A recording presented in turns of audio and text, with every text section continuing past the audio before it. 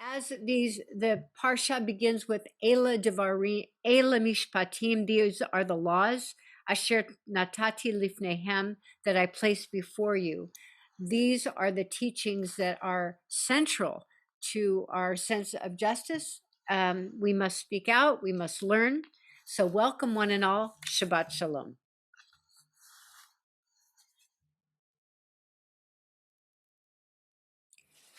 A prayer for ReproShabbat.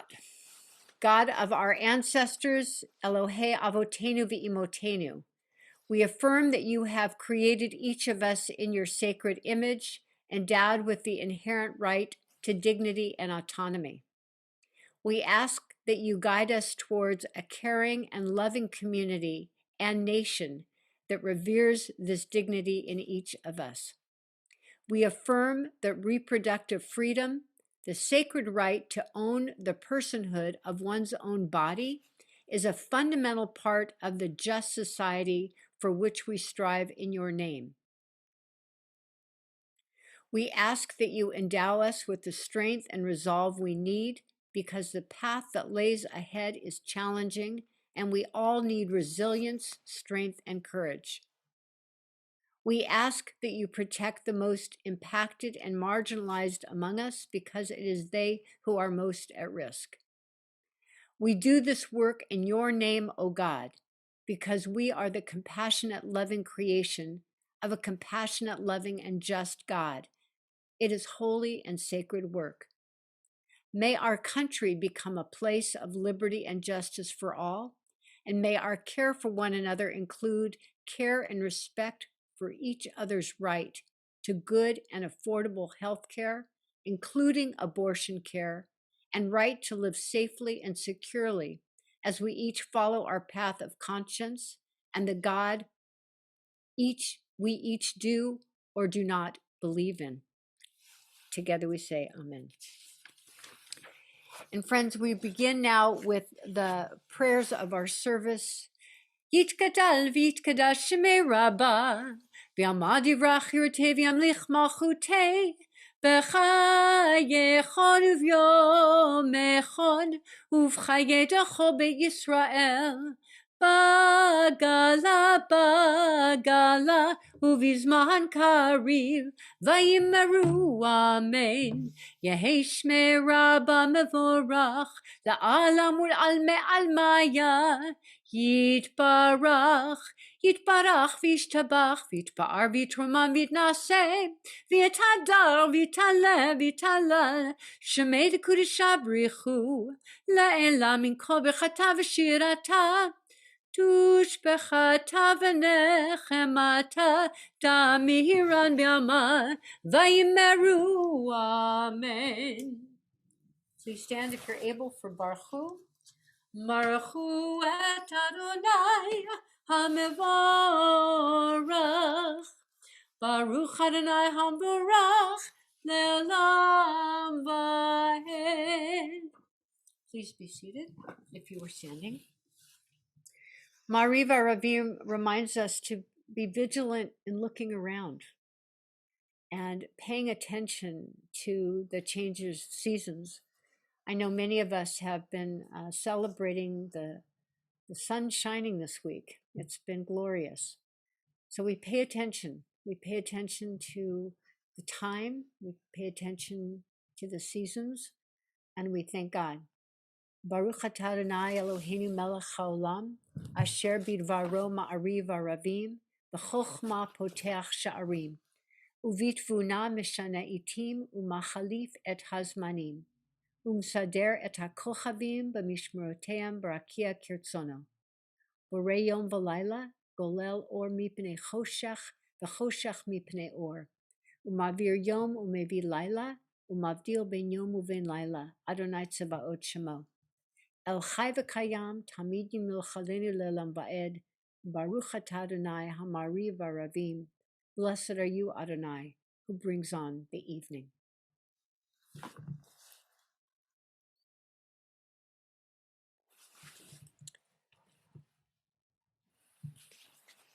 We thank God who gives us ongoing revelation.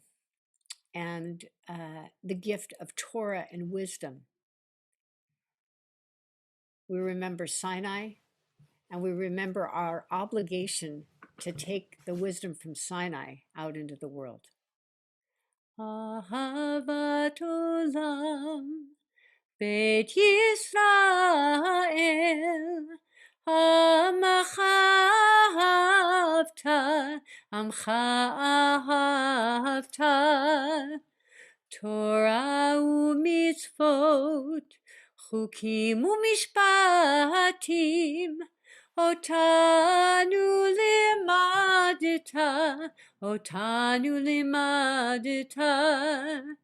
Al ken Adonai Eloheinu b'shochbenu uvkumenu nasiach bechukecha v'nismach b'divrei Toratecha u'mitzvotecha le'olam va'ed ki hem chayenu ve'orech yameinu uvahem nega yomam v'layla nega yomam v'layla ve'ahavatcha al tasir mimenu le'olamim Baruch atah Adonai Ohev amo Yisrael Ohev amo Yisrael Shema Yisrael Adonai Eloheinu Adonai Echad.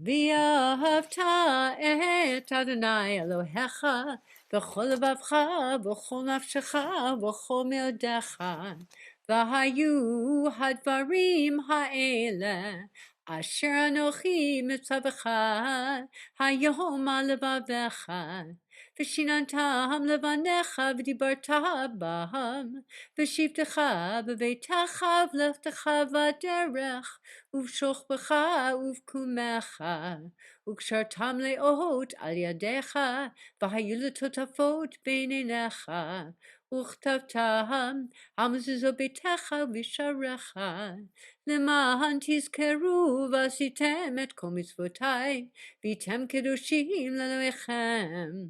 אני אדוני אלוהיכם. אשר הוצאתי אתכם מארץ מצרים, להיות לכם לאלוהים. אני אדוני אלוהיכם. Adonai Elohechem Emet. So in a moment, Susan Solars will read this passage from the book of Numbers, chapter 27, verses 8 through 11. And this comes where, about speaking up, where the daughters of Salafachad have to speak up for themselves and in a way that had never been done before. Susan?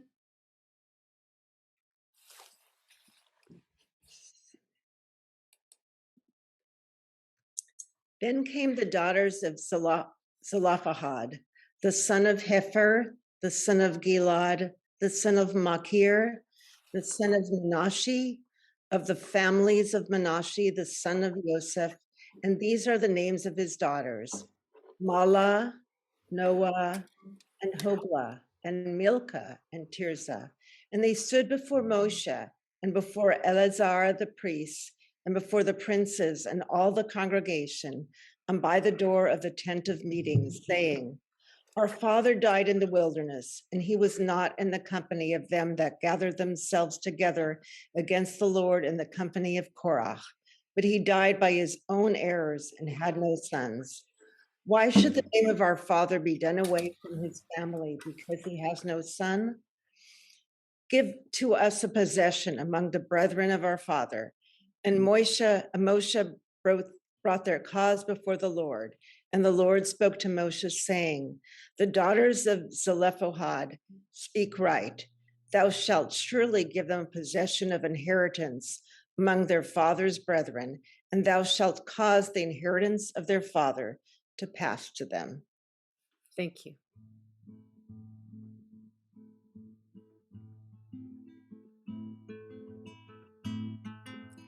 Ya la la la la la la la la la la, ya la la la ya la la la la, ya la la la la la la la la la, la la la la ya la la la la.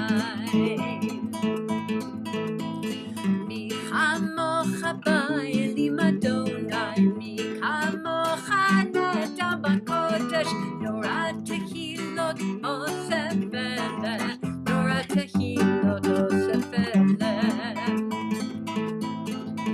Machutecha ra'uvanecha, okeyam lifnei Moshe u'Miriam, ze Elianu ve'amru, ze Elianu ve'amru. Adonai yimloch le'olam va'ed, Adonai yimloch le'olam va'ed. Ya la la la la la la la la la, ya la la la ya la la la la, ya la la la la ya la ya la la, ya la la la ya la la la la. ונאמר כי פדד יעקב וגאלו מיד חזק ממנו, ברוך אתה אדוני גאל ישראל. Blessed are you, Redeemer of Israel. If you're able to stand, we join together in the tefillah.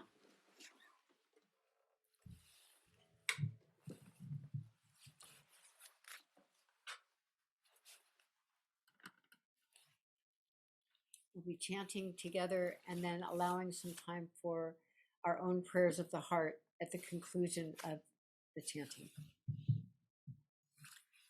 Adonai sifatai tiftach ufi agita hilatecha. Baruch atah Adonai Eloheinu ve'Elohei avotenu v'imotenu, Elohei Abraham, Elohei Yitzchak, ve'Elohei Yaakov, Elohei Sarah, Elohei Rivka, Elohei Rachel, ve'Elohei Leah. Ha'el hagadol hagibur v'hanura, El Elyon, gomel chasadim tovim, v'konei hakol, v'zocher chasdei avot v'imahot, u'mevi geula livnei b'neihem l'man shemo b'yavam, melech ozer u'moshiach u'magen, Baruch atah Adonai, Magen Avraham v'ezrat Sarah.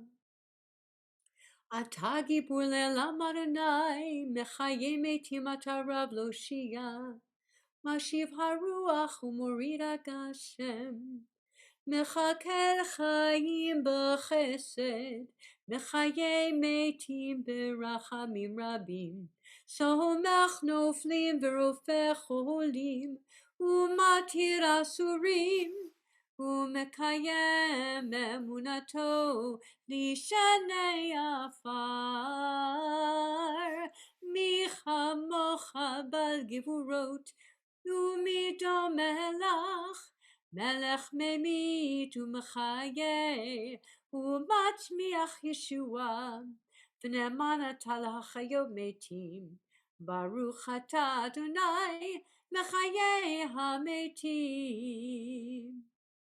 אתה קדוש ושמך קדוש, וקדושים בכל יום ילוך סלה. ברוך אתה אדוני, האל הקדוש. You are holy, your name is holy, and those who are holy praise you every day. Blessed are you, Adonai, the Holy God.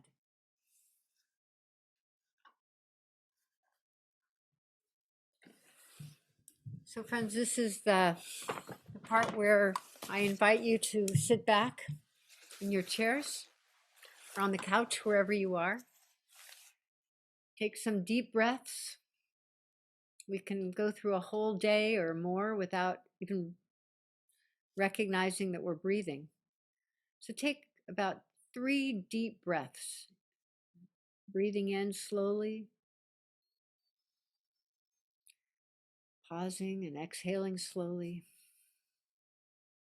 and then join this gentle soul gazing at the stars.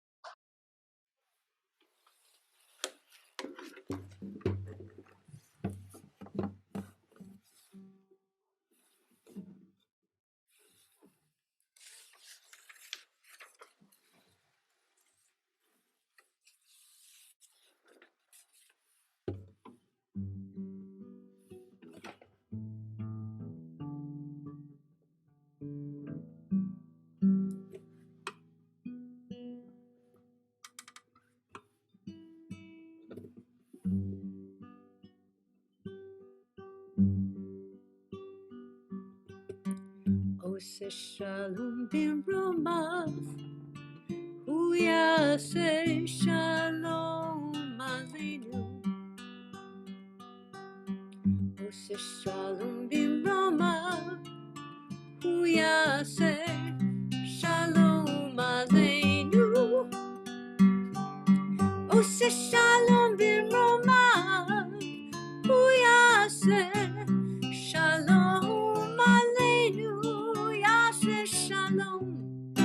Yaseh shalom, shalom aleinu, ve'ako Yisrael.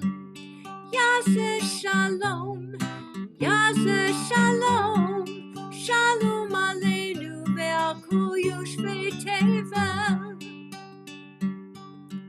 Oseh shalom bimromav, hu yaseh shalom aleinu. Oseh shalom bimromav, hu yaseh shalom aleinu. Oseh shalom bimromav, hu yaseh shalom aleinu. Yaseh shalom, yaseh shalom, shalom aleinu, ve'ako Yisrael.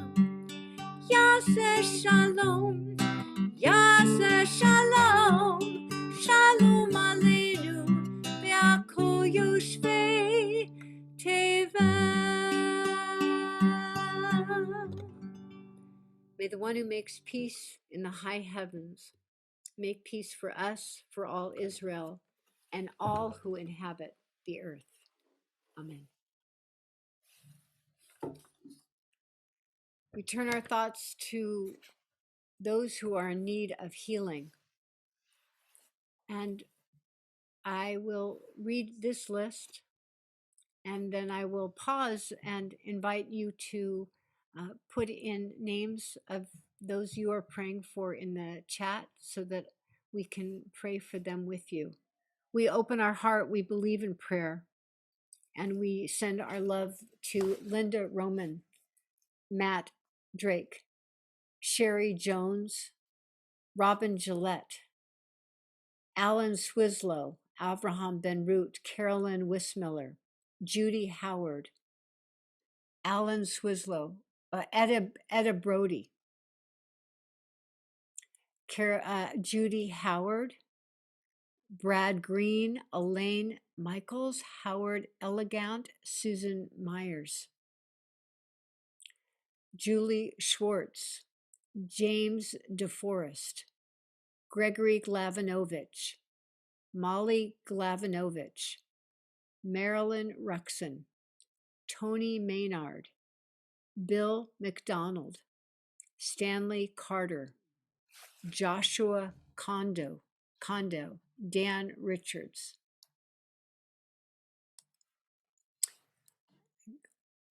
Talia Solel, Nina Renee Schneider, Maria Raptis, Carol Trachtenberg, Janice Lightman, Florence Emily Roth, Chris Wagaman, Penny Clark, Tim Dath, Barbara Roselle, Jim Leeper, Ted Tanaka, Doug White, Karen Ramirez, Paula Kramer, Herb Cooper, Gary Osher, Robert Harris, Alan Shaman, Cameron Delich, Catherine Olson, John Lawrence, Elaine Lawrence, Maggie Verano, Tracy Fletcher, Rochelle Pollock, Spencer Cohen, Alex Forsberg.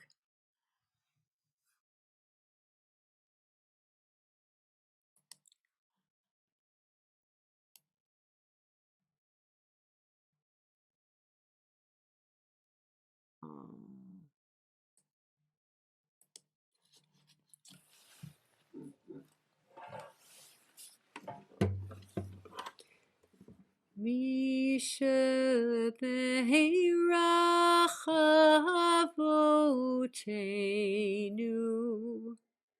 Mekor Habracha Laimotenu. May the source of strength who blessed the ones before us help us find the courage to make our lives a blessing, and let us say Amen.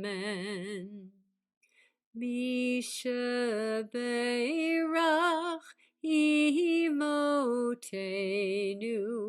Mekor Habracha Lavotenu. Bless those in need of healing with refuah shlema, the renewal of body, the renewal of spirit, and let us say Amen.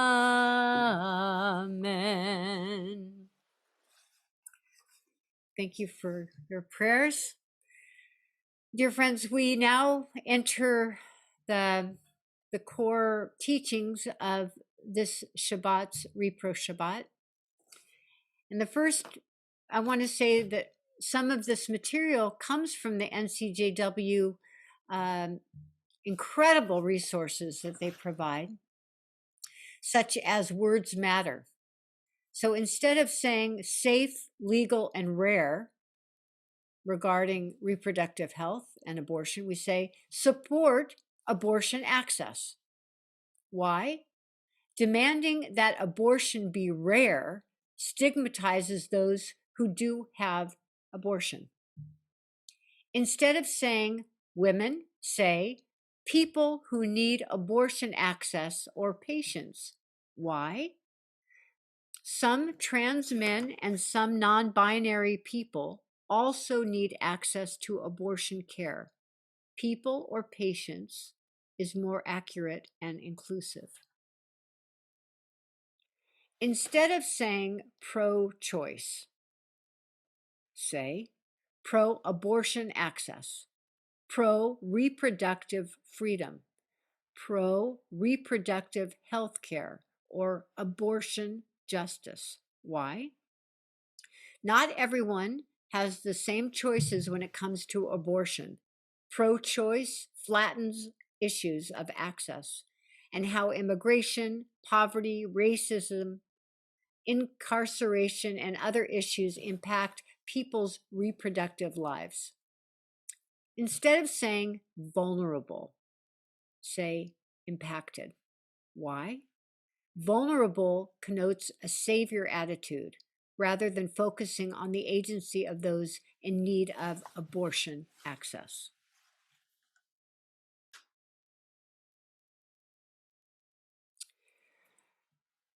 So, my friends, we're going to look at a few of the many texts that the Talmud offers us about this topic. And tomorrow in Torah study, we will be focusing quite a bit on rabbinic texts regarding reproductive freedom and choice making. But for right now, we'll look just a few from Sanhedrin 91b.6.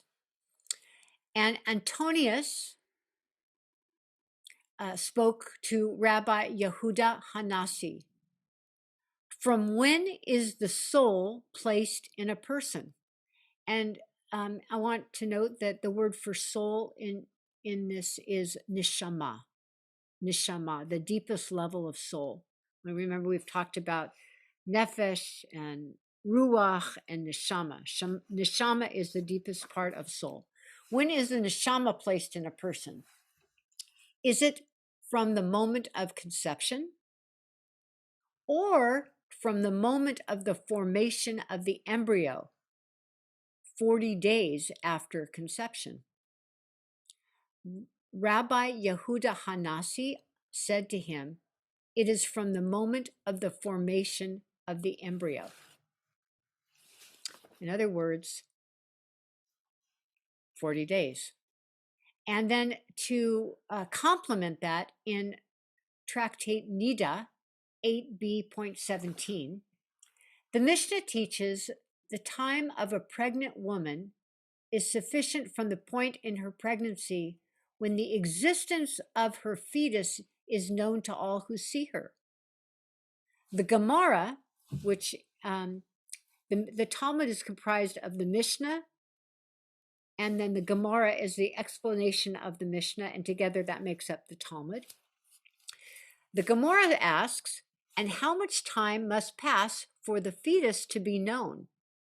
Samakos says in the name of Rabbi Meir, 3 months. And although there's no explicit proof for the matter that a fetus is discernible after 3 months of pregnancy, there is an allusion to the matter as it is stated. And this passage from Genesis chapter 38, verse 24, has to do with Judah, who was one of the 12 sons. And Judah it's a complicated story, I must admit, for another time. But Tamar was his daughter-in-law, and it was clear that she was pregnant in 3 months, as it was told to Judah, saying, Tamar, your daughter-in-law, has played the harlot, meaning Tamar, your daughter-in-law, is pregnant. As I said, it's a difficult story. We're not focusing on that part. We're focusing on the part where it suggests in the Torah that 3 months is when the pregnancy would show, and then hence be viable. Now, this reading comes from Sanhedrin 72b. Judaism supports a pregnant person's right to make her own reproductive choices.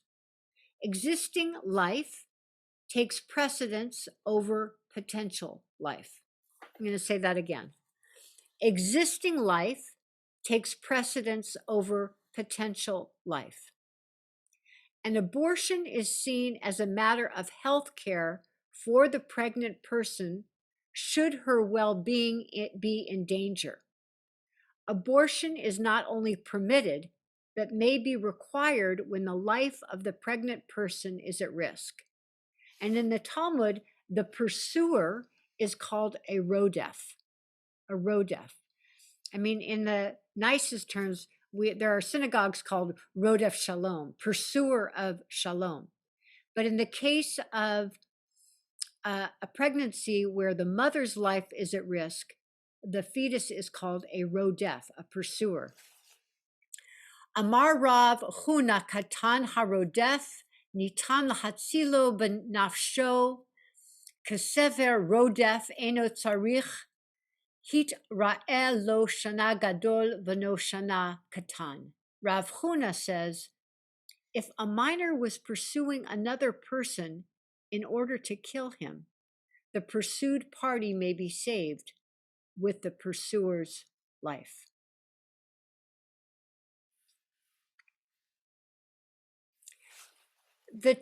Before we go on to introduce, let's go back for 1 second. Rick, go back for a sec. These are some of the texts that support the fact that in Judaism, the mothers or the one who is pregnant, that life takes precedence.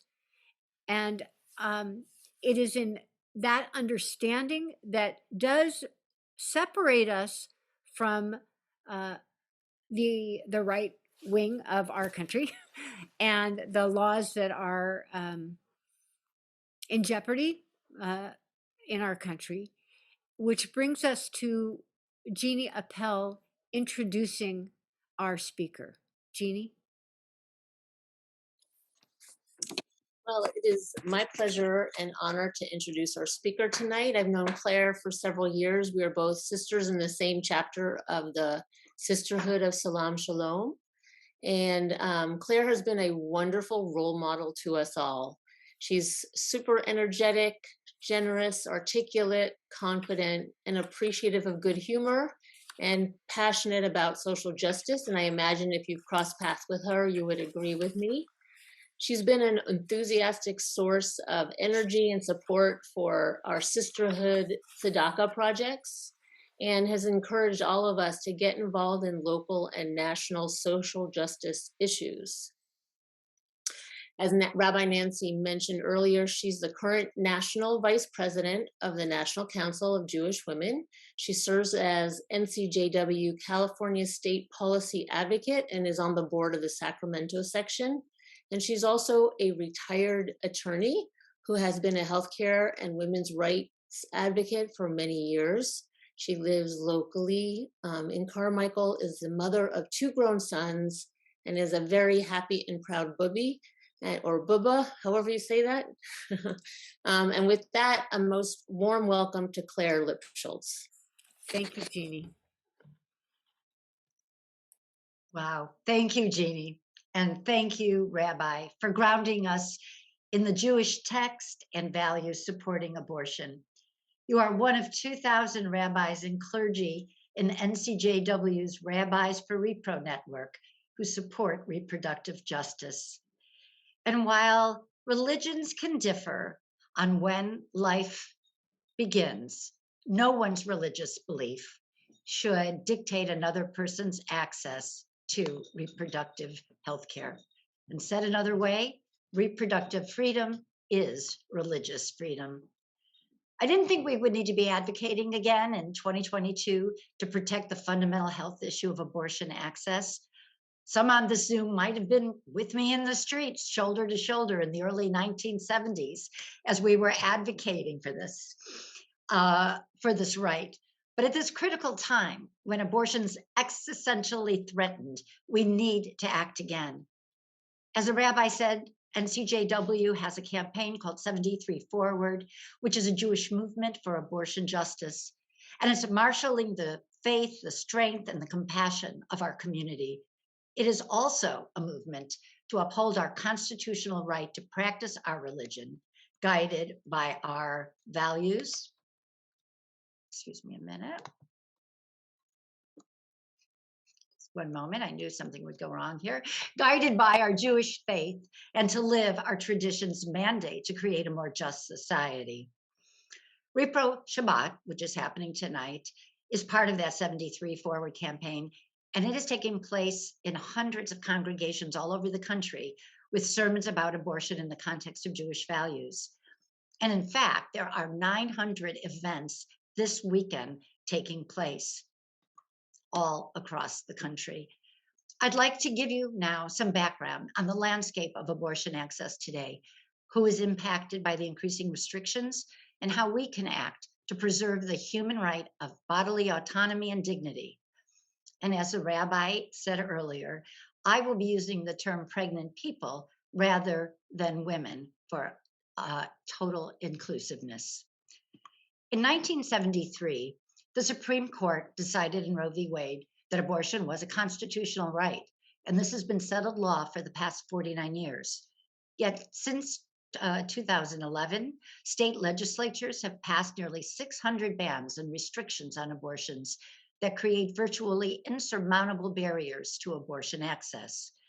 Recent Supreme Court hearings and decisions point to a likely end of this protected right. The Supreme Court permitted a Texas law to stand, which allows private individuals to collect $10,000 from abortion providers and anyone helping a person obtain an abortion after 6 weeks of pregnancy, before most people even know they're pregnant. Anyone helping a person obtain an abortion, a counselor, medical personnel, a driver to the clinic, clergy, may all be found liable. And in December, the Supreme Court heard a case to uphold a Mississippi law prohibiting abortion after 15 weeks and calling specifically for an end to Roe's abortion protection. Questions by the court's conservative judges suggest they would support the Mississippi law in a decision's expected in June. Following the example of Texas and Mississippi, 26 states have passed draconian laws that will go into effect once the Mississippi law is upheld. Abortion will not be available or will be highly restricted in over half of the states in the country. This, despite the fact that the majority of the public support abortion protections and 83% of Jews polled support them. So, who will these restrictions impact? Well, abortion services are health services and they're widely used. 1 in 4 people will have an abortion during their reproductive years. But obviously, state restrictions on abortions won't mean that the need for them will end, and these burdens will not fall equally on everyone. Those who can afford it will obtain abortions where and how they can. Now, the burden will fall on those who already experience difficulty in accessing health services, those of low income, those who experience homelessness, people who live with disabilities, Black, Indigenous, and other people of color, LGBTQ folks, rural residents, and young people. They will find themselves either being forced to continue an unwanted pregnancy or having to travel to a state where they can get an abortion and then somehow figure out how to pay for transportation, lodging, lost work wages, and childcare. This is contrary to our Jewish values. There is no human dignity afforded pregnant people in these situations, no justice when the burden is unequal, no practical ability for a person to make a health decision they determine best for themselves and their families. This unequal burden makes abortion access a true racial, economic, and social justice issue. People say, well, I live in California, I guess I'm okay. Well, that's partially true. In California, the right to abortion services is protected by our state's constitution. Governor Newsom declared California an abortion sanctuary state. But be aware that the right doesn't always mean access. Lack of insurance coverage, copays and deductibles, clinic unavailability, and not enough abortion providers all present barriers. With the new expected restrictions and even existing ones, there's an expected 3,000% increase in the demand for abortion services in California from those coming from restrictive states. This is only going to heighten the access barriers and problems already existing in the California system. The governor convened a council on the future of abortion, and many of their recommendations on reducing access barriers are reflected in his most recent budget proposal. And legislators are introducing bills to enact these recommendations. That's good news for California. Another glimmer of good news is the promising path to improve access through medication abortion. 2 pills taken before 10 weeks of pregnancy have proven to be a safe method of abortion in the privacy of one's home. And recently, the FDA permanently lifted the requirement of a in-person visit with a prescribing physician. This will allow for telehealth visits and mail delivery of these pills, making actually brick and mortar clinic availability less of an issue. Though not surprisingly, states are throwing up roadblocks to this too. 19 states so far require that a physician be physically present when the medication is administered, thereby prohibiting telemedicine. All right, as Jews, we are taught tzedek tirdof, to pursue justice for all, and we cannot remain idle while barriers to healthcare place anyone's faith and well-being at risk. And here is the portion of what you can do. There are some actions that you can take right now and in the near future. NCJW believes that transformational change comes from strategic advocacy, meaningful education, and community-based services. NCJW Sacramento's website provides ways to engage in all of these areas. And I can't see the chat, Rick, but if you again could put up our website, ncjwsac.org, as we go through the different ideas of how you might participate, think about going to our website, and in the banner of the website where it says ACT, hit that ACT button, if you will, and find out how you can engage. First, in advocacy. At the federal level, the Women's Health Protection Act creates a right for healthcare providers to provide abortion care and for patients to receive that care free from medically unnecessary restrictions that single out abortion and impede access. The bill has successfully passed the House and yet needs to be heard in the Senate. No small impediment, if you will, to its success. But you can thank our California senators for their support of the bill and ask them to actively work for Senate passage.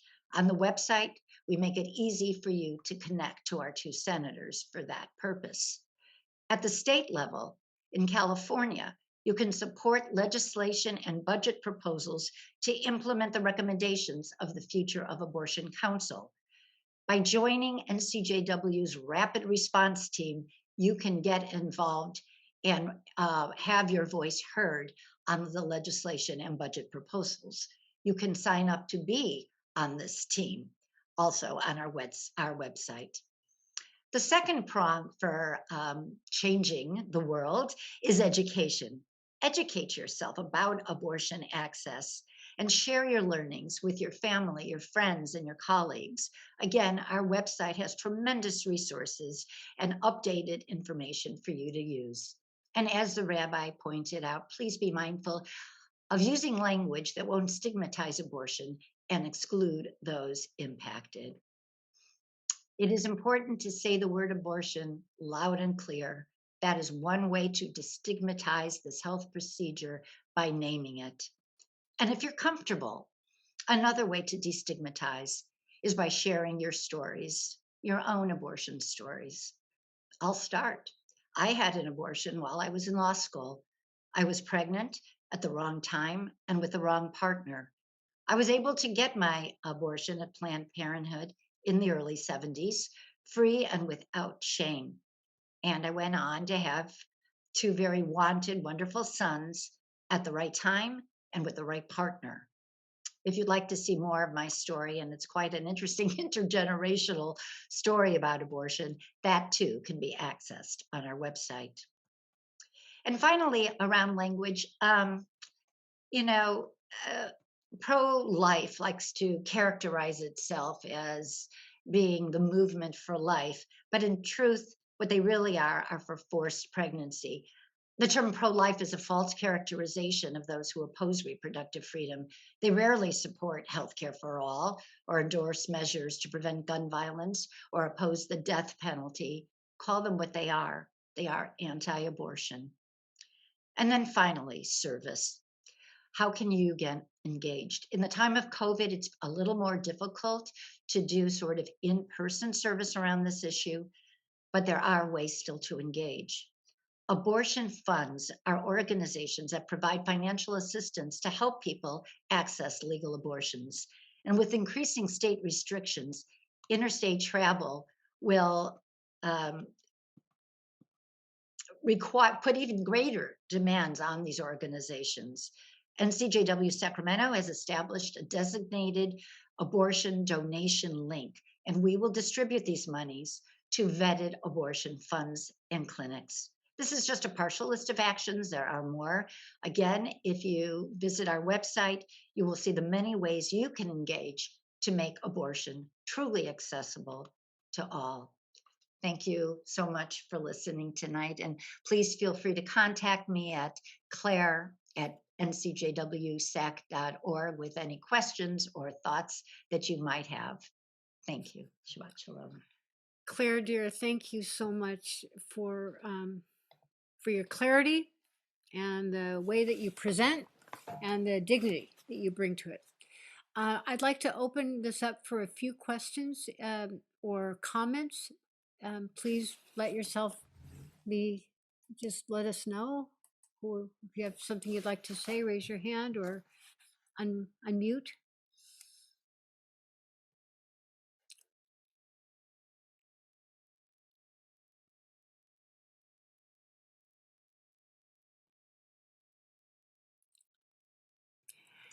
My dear friend Beryl, how are you? Hey, how Shabbat are Shalom. you? Shabbat Shalom. So one of the things that I'm also part of NCJW, and Claire, thanks. You did your usual fabulous job. But the comment about say the word abortion and destigmatize it.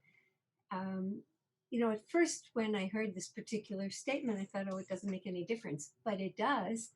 I realize the more I hear it, the less startling it is. And to say abortion access and the need for abortion has now become normalized in my mind. And I could only see that, based on this and these statements about language. I hadn't realized that. I sort of thought it was a secret. And so there was sort of an evolution for me over the last week or so when we've been talking about it nonstop. So thank you. Yep. Thank you. So clear. Absolutely. The words we use. Anyone else? Yes. Sharon Alexander. I'm old enough to remember the time before Roe versus Wade. And I know how people suffered from illegal abortions and how they would carry maybe a pregnancy to fruition because there was no choice, either to have the baby or to risk an illegal abortion, which was often very dangerous. And I remember a friend of mine who had an abortion illegal, and then she got an infection, and I saw that she saw a gynecologist that my sister knew and was treated there. But everything was hidden and dangerous and insulting and basically made criminals out of women who were raped. These things were never talked about. It was a hush-hush kind of thing. And when we finally got it legalized and people could get safe abortions and go on with their lives, it's just an enormous difference.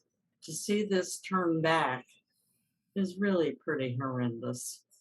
And I never had an abortion, and I don't know what I would have, I know what I would have done, but fortunately I didn't have to. but I knew my friends who had to, and their lives were really damaged. Mm. And so I am absolutely, supported Planned Parenthood all my life. And I will now add to another charity, NCW, JW. Thank you. It's really powerful, Sharon. Thank you.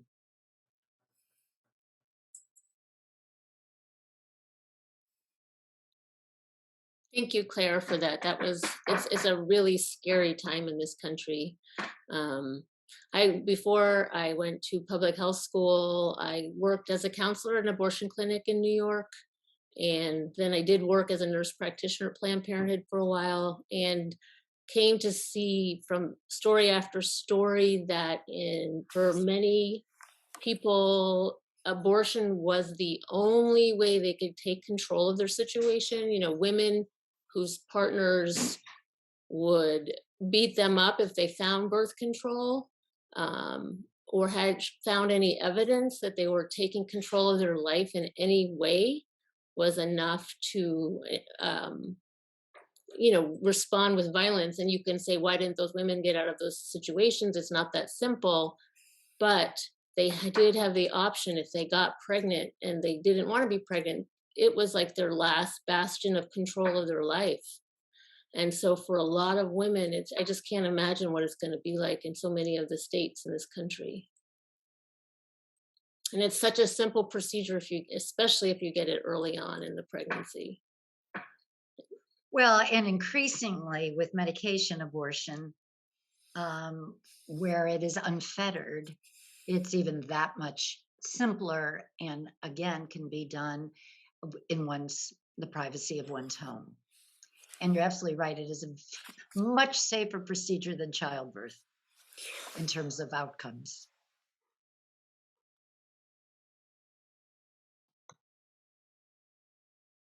I want to add one thing I needed to mention. During my youth, getting birth control was not an easy thing to get. And that was, you had to be married. I can't remember all the rules, but it was not an easy thing. I wonder what's going to happen in this country with abortion being, widely banned. Will they also, because some religions don't believe in birth control, interfere with that? I mean, it's just a path to the dark ages. Yes, and let me say, Sharon, it's already being interfered with. Certain insurance policies have been allowed to stand without the challenge. They were being challenged because they would not cover contraceptive services under the plan. Hobby Lobby, by the way, our Hobby Lobby, if you're a hobbyist, you might want to think about going to Michael's. Hobby Lobby is one of the companies that refused to put that coverage into their insurance plan for their employees. That was challenged and it was upheld. That saying that employer had the right to do that. Also, employees of various religious institutions, the people themselves, who are the employees themselves, may not be of the religion of the organization they're working for, or they may not hold those beliefs, but they too are not able to access contraceptive coverage under the employer's plan. So it's happening, and unfortunately, you can see with our existing court how that could continue to expand. And then there is the other issue, which seems more subtle, but it is really a barrier, and that is there is co-insurance and deductibles still applicable to contraceptive care, and for some people, that just makes it out of reach. So, those are actually among the issues, the latter ones, that we're going to be dealing with in California legislation this particular session, to remove copays and deductibles for contraception coverage.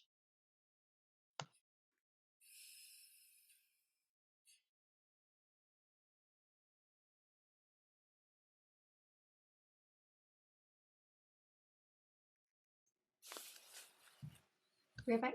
Yeah. I just want something that we don't address, that we don't talk about, is the underlying reason why this is happening. Why is there this extreme determination to control women? We call them people now, but and maybe by saying people, it will actually help, because I have to think about the gender issue, but I don't hear us talking about why. What's the underlying push here for this kind of control, for this kind of abuse, for this kind of behavior? That is a bigger question, isn't it? It's the fear, control. It's the fear of the powerful woman, the fear of our power that I think has traditionally caused men to want to control that power and to dominate that power. I mean, we are the ones that can bring life into the world. We are the ones that bleed. But since the Garden of Eden, there's been this story, this narrative that women should be controlled, and it's up to us to continue to bring through Lilith's voice, and to continue to be the lawyers and the teachers, the doctors, the advocates, the voices, the nurses, the doctors, the rabbis. We must continue to speak up and be involved and engaged, and continue to raise the generations that come through us to be proud, and to not let that old story dominate their lives. And when we grow weak, and when we forget to pay attention, when we look the other way, when we but blink, look what happens. So I think that it's incumbent on all of us, whatever our gender is and whatever our age is, not to blink. Because once we do, stuff festers, and then we turn around and it's big, like what's happening now. So I think it's incumbent on all of us to be much more vigilant and do what we've got to do. I'm seeing that. Please visit NCJW for opportunities to engage. Yep. Anyone else have a statement to say before we move on? This is a story that doesn't end, and that's why Claire is reminding us to turn to NCJW. I just raise your hand if you're part of NCJW. Just kind of curious. Thank you. And does anyone have something to say? I'm hearing voices. Good. Yes, it's Kent, and I want to Kent, hello. Hi. What a pleasure to see you. Thank you. Pleasure to see all of you too. And I want to thank Claire for her leadership. It's so important. Really appreciate it.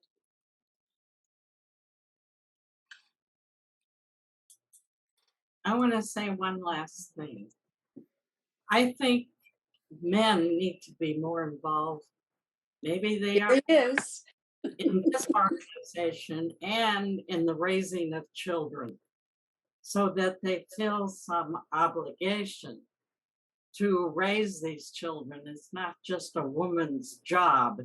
It's their obligation to protect these children and everyone who's raising children, and to belong to a national group that is not just for women, it's for men too. Yes, and despite the name, we absolutely are gender neutral, really, in our membership. And we have some wonderful men as leaders in the organization, as well as just advocates. I should say just as well as advocates. I do want to say something, though, around that issue of who's who's sort of included and who is fighting the good fight.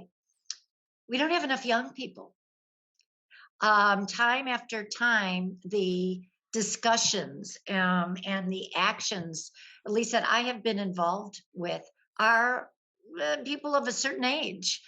And that we really, I ask all of you, in this room to think about your daughters and nieces and daughters-in-law and friends who are younger, who actually are really going to bear the consequences of this particular time in our history. And we need the energy and the commitment and the concern of young people to make things happen. So think about sharing this, if you will, with younger people, women and men in your lives.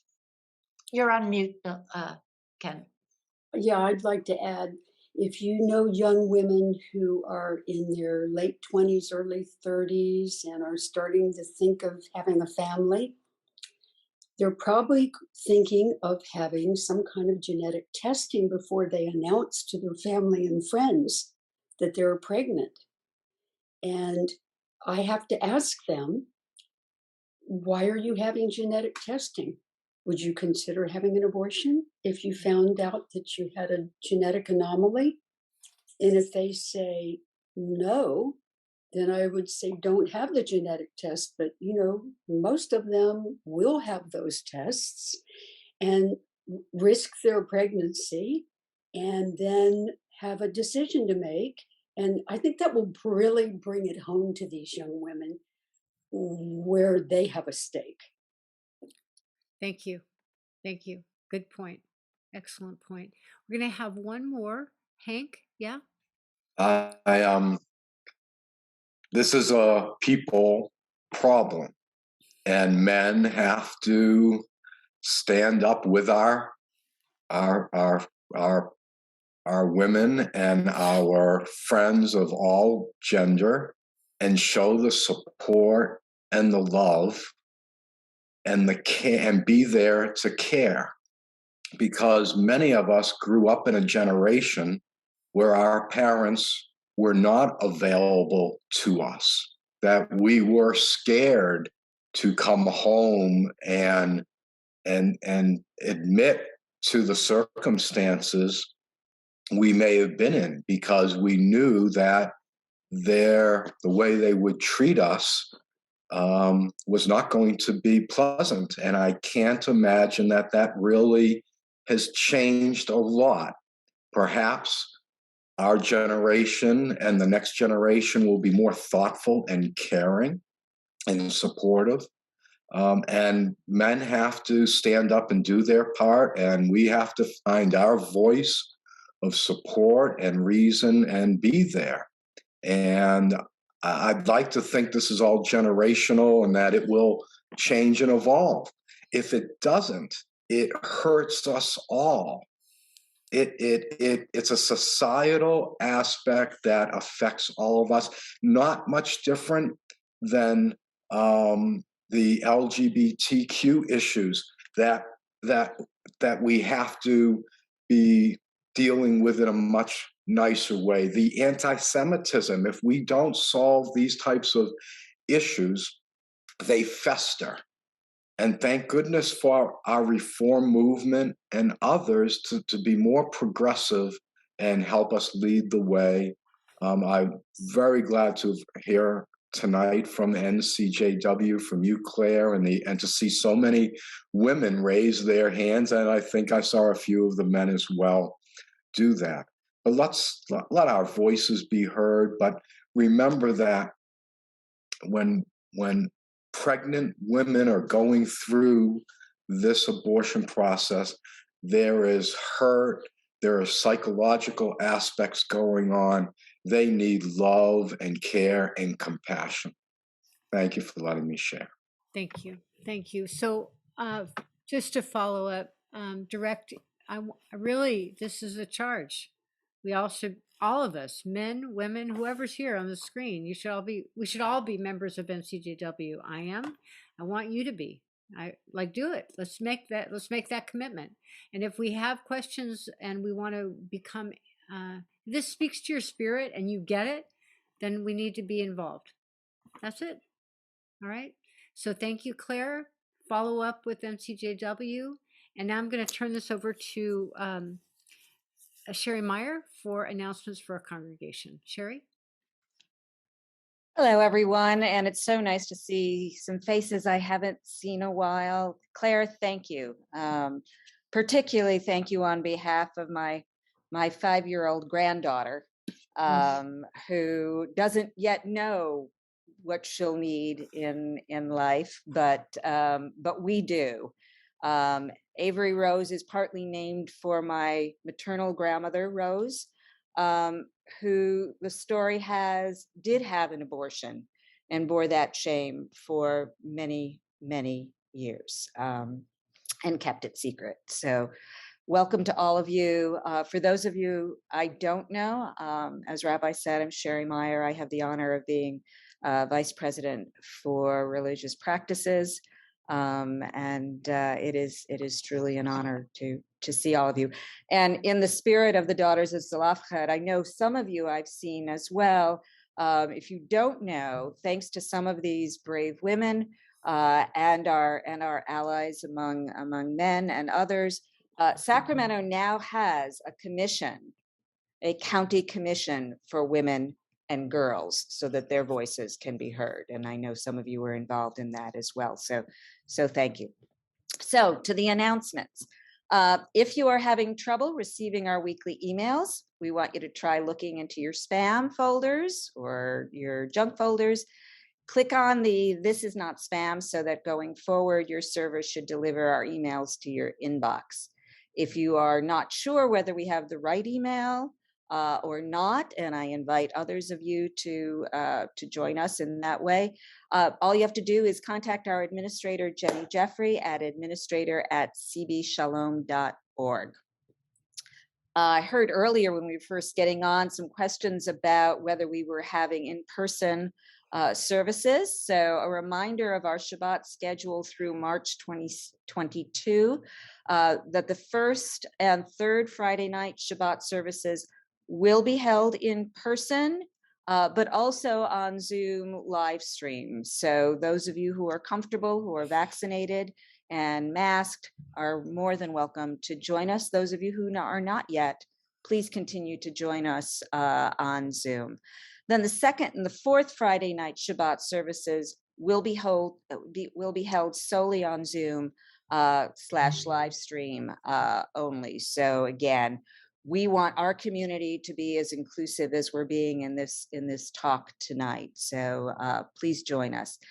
In an effort to keep our community and yourselves safe, beginning January 30th, 2022, along with proof of COVID vaccinations, Congregation Beth Shalom will also be asking for proof of boosters. So your card should have your 2 vaccinations and your booster right below that. So if you're going to join us for in-person events, including Shabbat services, please make sure you either bring your card or let our administrator give her that evidence so that we don't have to bug you as you come in the door, but we do want you to join us. We're also asking our Neshama parents to share their child's proof of vaccination for those who are eligible by January 30th, 2022, so that they can continue to participate with on-site activities, including Neshama classes on Sundays. So those cards can be sent again to the administrator, Jenny Jeffrey. If you have any questions, please reach out to our president, Roy Schutzengel. And I saw Roy is on the screen as well. So take a look, let him know if you have any questions. To continue this lively and important discussion, to our study is tomorrow morning at 9 a.m. Is that on Zoom? Yes. Okay. So then on Sunday, Neshama is in session beginning at 9 a.m. I have the honor to also direct the Purim Spiel this year. So if you haven't joined us, and you're still looking to do a little Megillah on the roof to the music of Fiddler on the Roof, please join us at 1 p.m. on Sunday for our second rehearsal. Our first rehearsal went really well, so we're excited about that. Then on Thursday, February 3rd, 2022, that will be our monthly Rosh Chodesh, Torah learning and challah baking. So you can visit our website to register for that. Let's see, Rick, anything? There we go. See, we're doing so many things. Next Friday, the 4th of February, will be our family Shabbat service at 6 with participation from our pre-K Neshama students. This service will be in person and on Zoom. So we're thrilled to share with you that Matt Kurtz, and if some of you don't know Matt, in addition to working at Sac State, is an amazing chef. And he's generously offered to provide a Shabbat dinner for families after the service. So you can have a choice of chicken gumbo or a vegetarian gumbo. We have received a generous anonymous donation for these dinners.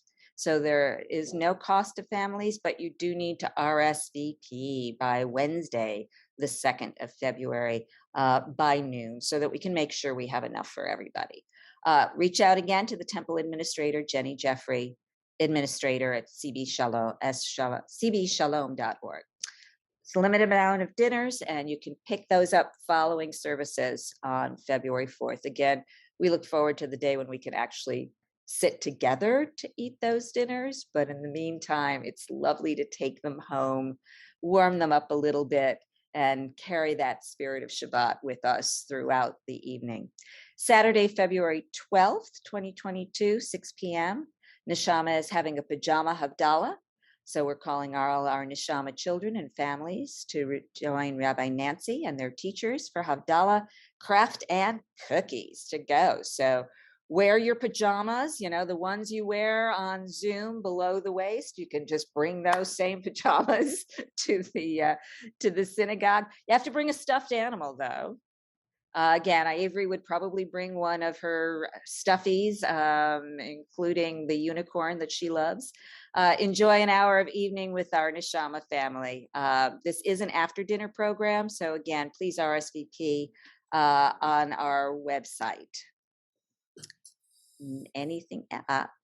Rabbi Nancy is offering a course beginning in February. It's called Keeping It Holy, Exploring the Traditions and Rituals and Finding Your Own Calling to Make Shabbat Holy for You. Here too, you can visit our website to register. One of my favorite segments of every Shabbat service is after Lecha Dodi. We feel like we've truly welcomed the Sabbath bride into our hearts and into our synagogues. That's just the beginning. So Rabbi's course will help us extend that throughout the Shabbat. I know it seems a little early, but it's never too early to plan for CBS's annual food fair. This year, it will be Sunday, September 18th, 2022. If you'd like to get involved, this is our 45th annual event. It's getting pretty close to David's and my number of years married. I don't know whether there's a connection there, but it is a wonderful event. Again, it doesn't happen without participation. So if you're interested in helping us put this thing together, contact Jenny at administrator@CB Shalom. So with that, again, thank you to Claire. Thank you to NCJW for giving the Daughters of Zelophehad a continued voice and for continuing to make sure that we have a right to safe, legal, and accessible abortions. Shabbat Shalom. Thank you, Sherry. That was awesome. Folks, we're going to conclude with our last two prayers. If you're able to stand, please do. Aleinu l'shabach Adon ha'olam v'yitgelu yotze b'reshit shelo asanu k'gilui aratzot v'lo samanu k'mishpachot ha'adama shelo samchakenu kahem v'agor aleinu k'chol hamonam אנחנו קוראים ומשתחווים ומודים לפני מלך מלכי המלכים הקדוש ברוך הוא שהוא נוטה שמיים ויוסד הארץ, ומשה וקרא בשמיים ממעל, ושכינת זו בגובה מרומים, הוא אלוהינו אין עוד, אמת מלכנו ופסילתו, ככתוב בתורתו, וידעת היום והשיבותה אל לבבך, כי אדוני הוא אלוהים בשמיים ממעל, והארץ מתחת אין עוד. ונאמר והיה אדוני למלך על כל הארץ, ביום ההוא יהיה אדוני אחד, ושמו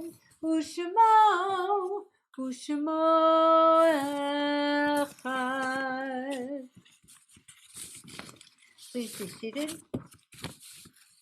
We remember with love those who have died recently, who are part of the Kaddish list of those who passed in 11 months. Alan Swislow, Merck Richardson, Mark Kane, Ami Lustig, Carl Saperstein, Emma Ronquillo Nalangan, Bob Unger, Bill Jenkins, Linda Clark, Sergeant Beryl Hadera Shmuley, Raquel Kagan de Apasoa, Dennis Maffett, Sandra Jeffrey, Florenciano Carvajal, Nancy Ann Sutter, Charlie Hilty, Murray Fink, Maria Pellegrino Eisner, Sheila Sugarman, Nancy Norton Fleischman, Raul Saavedra, Leroy Davis, Sarah Everard, Christine Verano, Ann Kilcrease. And we remember with love those who have died in years past, as this is their yard site. We remember Henry Adler, Robert Alexander Ginsburg, Benjamin Beeman, Abraham Benjamin, Herman Birch, Milton Block, Larry Brannon Jr., Ben Zion Chatoff, Leo Edelstein, Mary Giacomoto, Mildred A. Greenberg, Jean Halfant, Benjamin Hessing, Verna Dean Hull,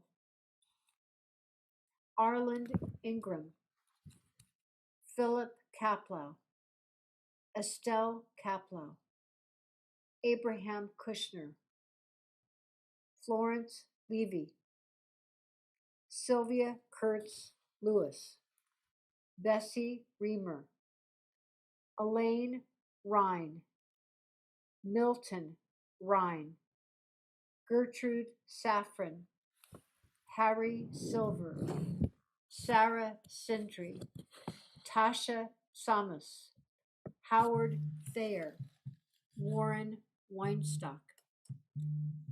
Are there any other recent deaths or yard sites? Could you please put them in the chat so that we can say their names and honor them with you?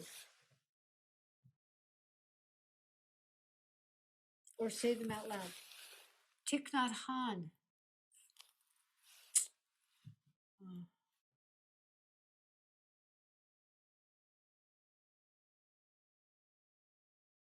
Such wisdom.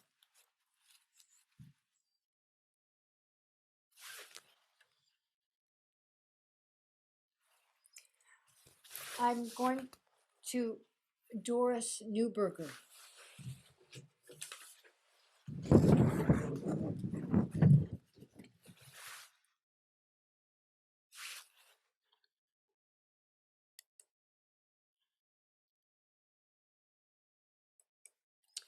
Friends, yesterday was the anniversary of the liberation of Auschwitz. It was the International Holocaust Remembrance Day. And Rick, would you read this, please? Yesterday was the 77th anniversary of the liberation of Auschwitz-Birkenau, the largest Nazi death camp. In 2005, the United Nations General Assembly designated this day as International Holocaust Remembrance Day, an annual day of commemoration to honor all the victims of the Nazi regime.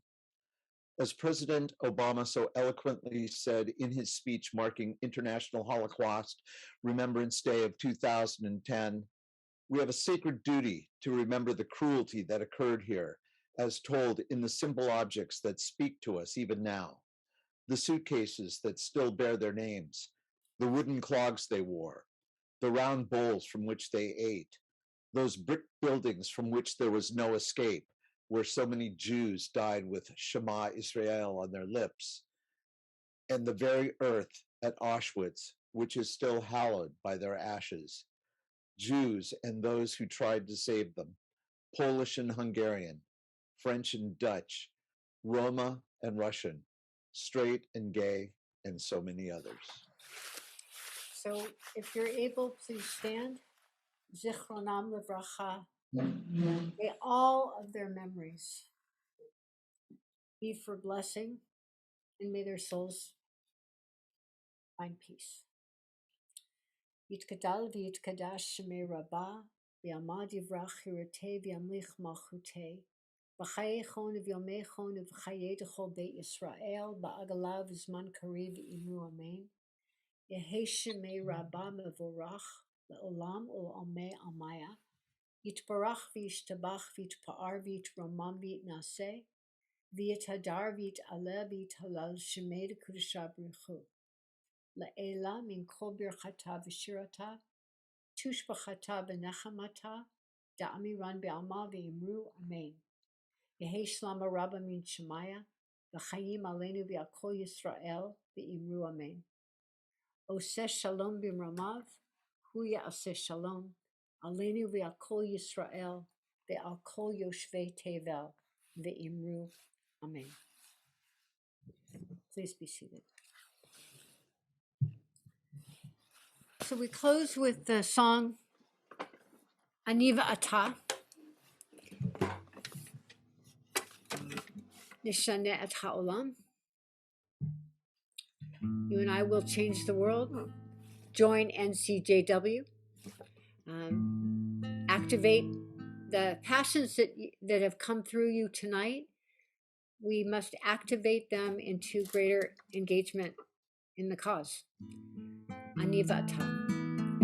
Aniva Ata, Nishaneh et Ha'olam. Aniva Ata, Az yavo kfar kulam. Amru et ze kodem lefanai, ze lo mishaneh. Ani ve'ata nishaneh et ha'olam. Ani ve'ata nenaseh mechatchala. Yeh lanu ra, ein davar ze lo nora. Amru et ze kodem lefanai, ze lo mishaneh. Ani ve'ata nishaneh et ha'olam.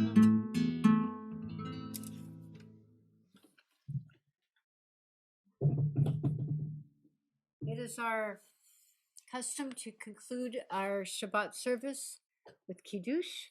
If you have time to run to the kitchen and get a glass of something, that'd be great. Otherwise, you can share mine.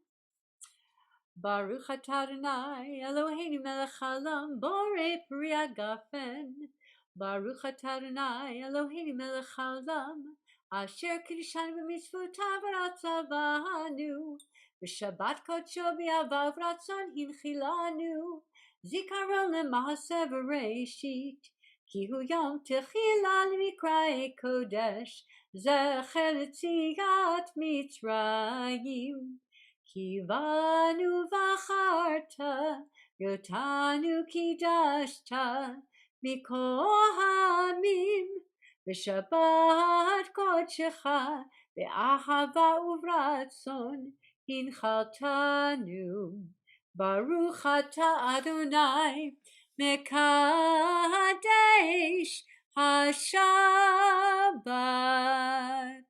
L'chaim, to life. L'chaim. Shabbat Shalom, everyone. So Rick, could you please put us on, there we go. I want to thank Rick for all that he did to make our service work. And Claire, thank you. Thank you, thank you, thank you, thank you. Shabbat Shalom, everybody. Take yourself off mute. Shabbat Shalom. Shabbat Shalom, Heidi. Shabbat Shalom. Heidi, Shalom. Shabbat Thank you Shalom, so much. Susan. Shabbat Shalom, Reina. Shabbat Thank you, Shalom. Claire. Shabbat Shalom. Claire, Nice thank to be you. back among the living. Good to Bye, see you, everyone. Robin, Gillette. Glad you're feeling better. It's Robin. Thank you. Hey, Robin. Yes, Robin. See you, Shabbat Robin. Shalom. Happy birthday, Raina. Thank you. Happy Ah, birthday. Shabbat Shalom. Shabbat Shalom. Shabbat Shabbat Shalom. Shalom, everybody. Shabbat Shalom. Shabbat Shalom, Rabbi. Shabbat Shalom, Heidi. Shabbat Shalom, Rabbi Nancy. Shabbat Shalom. Raina, happy birthday. Okay, thank you. Really happy birthday, Raina. Thank you, Susan.